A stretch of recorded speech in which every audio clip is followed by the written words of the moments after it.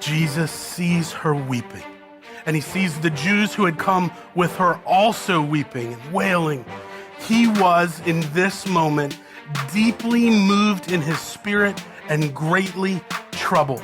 The idea that John is trying to capture in this word, in this phrase, is very layered. It's incredibly complicated and intricate.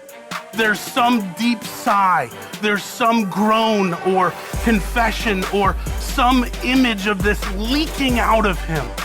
Where does Jesus's weeping come from? The best I can give you is that we should translate deeply moved in his spirit and greatly troubled as raging indignation.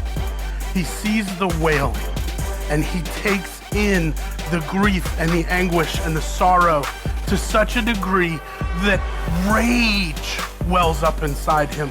Anger fills him.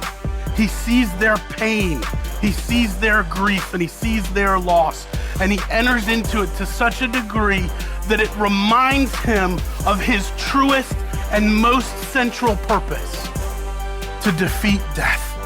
Because he's overcome by the effects of death and the tyranny of this misery, he enters into it with a love-embedded rage of indignation. This is not as it should be. There is nothing pure or normal or natural about death. Death itself is God's greatest adversary, and the one who wields death is the one that Jesus has come to eradicate and destroy. And we are the reward that he reaps when he brings his foe to death. The intensity and fire, the fury of the rage that wells inside him is restrained. He holds it back and expresses the simpler form, the easier form of tears. Jesus looks death in his face as his truest opponent, as his real adversary. I love how Calvin said it. He's the champion. This is a pre-game fight.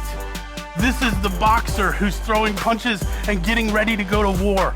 Is he good enough? Is he powerful enough? Yes. Yes, that's his power. Yes, that's his glory. Yes, that's his goodness.